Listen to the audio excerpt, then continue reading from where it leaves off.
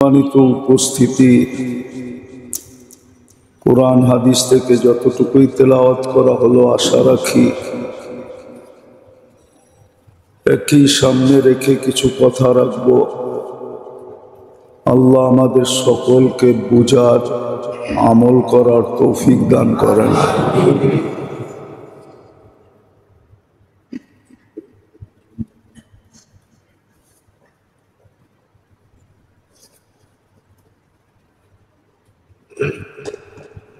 মানুষের জীবনটাও মানুষের বিরুদ্ধে।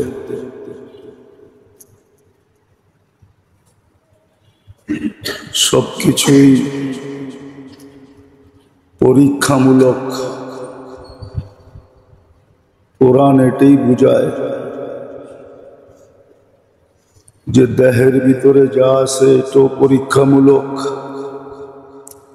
দেহের বাহিরে যেটা আছে এটাও পরীক্ষামূলক। সবকিছুই পরীক্ষামূলক।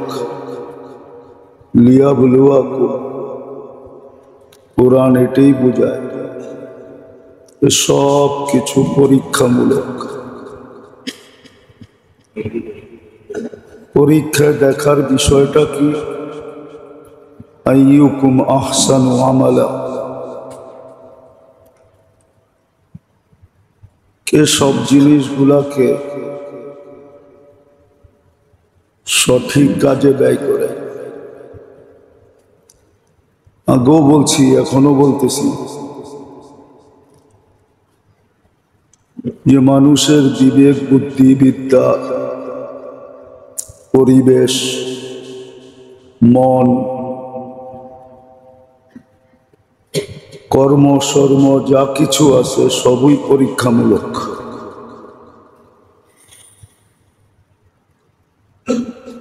দেখার বিষয় হলো কে এইগুলাকে সঠিকভাবে ব্যয় করে। সঠিক বলতে আল্লাহ প্রদত্ত রীতিনীতিতে ব্যয় করে, না ধোঁকার শিকার হয়।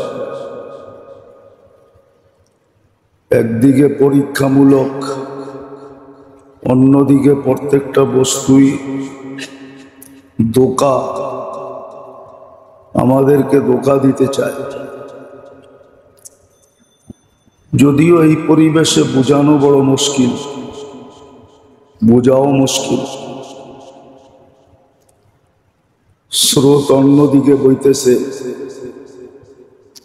স্রোতের কারণে বোঝা যাইতেছে না। কিন্তু তারপরও যদি গভীরভাবে কেউ চিন্তা করে, কিছু লোক তো থাকবেই, এটাই হাদিসে ইঙ্গিত আছে, কিছু লোক থাকবে সঠিক পথে, যাদের চিন্তা সঠিক হবে। ওরা চিন্তা করবে যে আমার সবকিছুই তো পরীক্ষামূলক। বিবেক দিছেন তো এটাও পরীক্ষামূলক, বুদ্ধি দিছেন এটাও পরীক্ষামূলক, বিদ্যা দিছেন এটাও পরীক্ষামূলক। পরীক্ষা করার জন্যই দিছেন। এটা বলা যেতে পারে যে পরীক্ষার হলে আসি আমরা। দেখার বিষয় কে ধোঁকার শিকার হয় আর কে হয় না, কে সঠিক জায়গায় ব্যয় করে কে করে না। এই জন্য মূল্যও রাখছেন। মানুষের চিন্তা থেকে নিয়ে কর্ম সবকিছুর মোটা মোটা মূল্য রাখছেন। মানুষ মূল্য দিলে আর কতটুকু দেয় আর কতক্ষণ দেয়।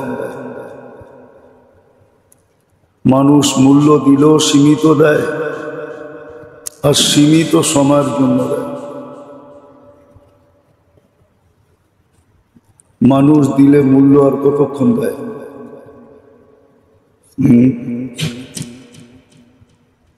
প্রাইভেট চাকরিতে চাকরি চলে গেলে এককালীন কিছু দেয় না, দেয় নাকি? না পেনশন দেয়, পেনশনও দেয় না, এককালীনও দেয় না। হ্যাঁ, দেয় না, প্রাইভেট সেক্টরে নাই। এই জন্য তো সরকারি চাকরিকে সোনার হরিণ বলে মানুষ। কিন্তু দেখা যাবে সরকারি সেক্টর থেকে প্রাইভেট সেক্টরে শ্রম বেশি, ঠিক না? না শ্রম কম? সময় কম না বেশি? ক্লান্তি কম না বেশি? শ্রমিকরাই একটা প্রতিষ্ঠানকে দাঁড় করায়। তো মানুষ মূল্য দিলে কতটুকু দেয় বাবার বিষয়, কতক্ষণ দেয়। কিন্তু আল্লাহ প্রত্যেকটার মূল্য রাখছেন, অনেক বড় বড় মূল্য। ভাবলে বোঝা যায় যে কত বড় মূল্য। কিন্তু ওই যে বললাম না, সব কিছু ছিল পরীক্ষামূলক। আমরা পরীক্ষার হলে দেখার বিষয় ছিল কে আল্লাহকে মানে, আল্লাহ রসুলকে মানে। অন্তত এটাও যুক্তিতে আসে না, নুন একজনের খায়, গুণ আরেকজনের গায়ে। এটাও তো বিবেকে আসে না, নুন কার খায়, গুণ কার গায়ে। নুন তো 24 ঘন্টা আল্লাহটাই খায়। আমরা তো আল্লাহ নুনই ভোগ করি, কিন্তু গুণ সারা দিন অন্যের গায়ে। অভ্যাস তো আমরা করিও নাই, হয়ও নাই যে ডেলি 200 বার আল্লাহ বলা, ডেলি 200 বার গুরুপ পড়া। অভ্যাস তো হয়ও নাই, করিও নাই।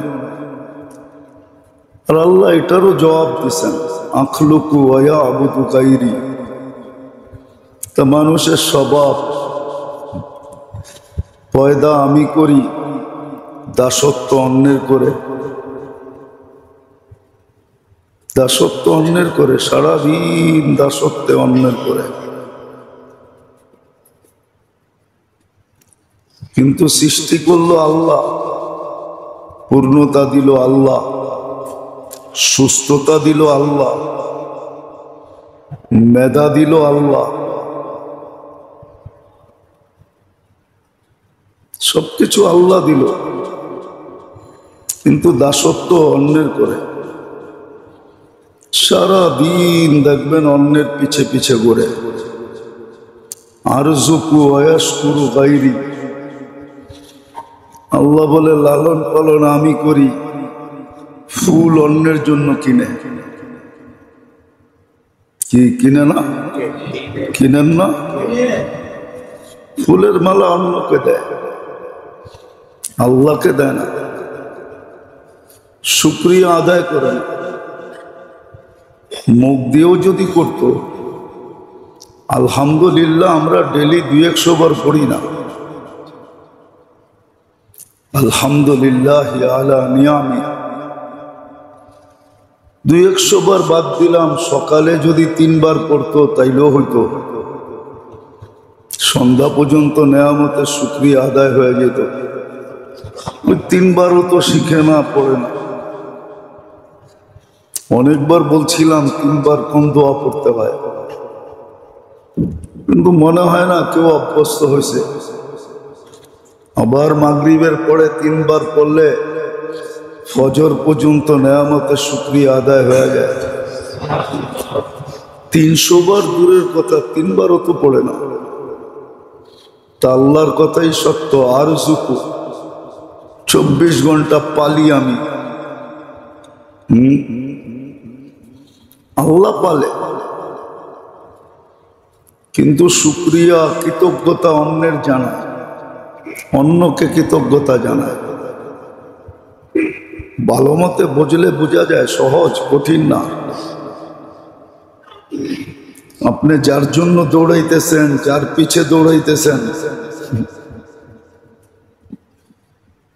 লালন পালন ব্যাপারে তার দায়িত্ব আপনার উপরে কতটুকু?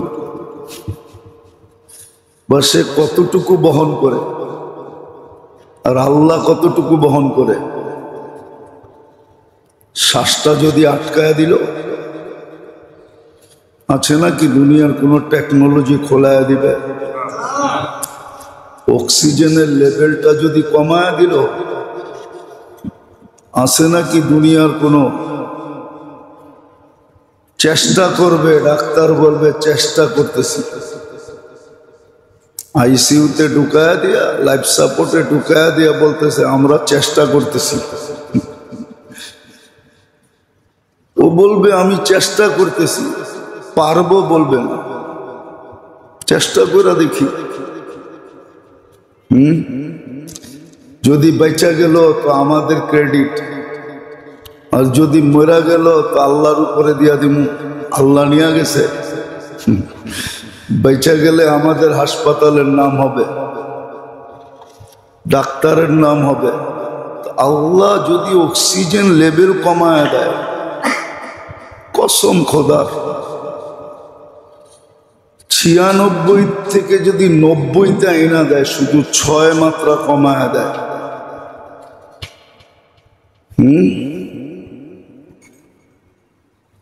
ওই আহসান হাবিবরে জিজ্ঞাসা করেন, 6 মাত্রা যদি কমায় দেয়, 90-তে আইনা দেয়, 90-তে, দেখি আপনার বুক ফুলা ওঠে কিরকম। শুধু 6 কমায় দিবে, 6, 96, 97, 100 পর্যন্ত নর্মাল অক্সিজেন, শুধু 90-তে আইনা দিবে, 90-তে। 80 বললাম না, 80 বললে তো জীবিত মাছ। শুধু শুধু যমুনার মালিক বলে নাই যে এন্টার কোম্পানি লেখা দিন স্বাভাবিক শ্বাস নিতে দাও। 2020-এ বলছিল ডাক্তারের টিমকে, পত্রিকায় আসছে যে আমাকে স্বাভাবিক শ্বাস নিতে দাও, এন্টার কোম্পানি তোমাদের নামে লেখা দিব। শুধু 96, 97 থেকে 90-তে আইনা দিলে দেখেন বুক ফুলে কিরকম শ্বাস নিতে যায়। ভেন্টিলেটর দরকার হবে, ভেন্টিলেটর। আর 80-তে আনলে তো কোনো কথাই নাই। জলের মাছ ডাঙ্গায় উঠাইলে যেরকম তরপাইতে থাকে, ওরকম তরপাবে। তো আল্লাহর কথাই সত্য, আখলুকু ওয়ায়াবুদু গায়রি, সৃষ্টি আমি করলাম, তা সত্য অন্যের করে। অন্যের পিছনে সারাদিন তালি দেয়, ছুটতে থাকে, দৌড়াইতে থাকে।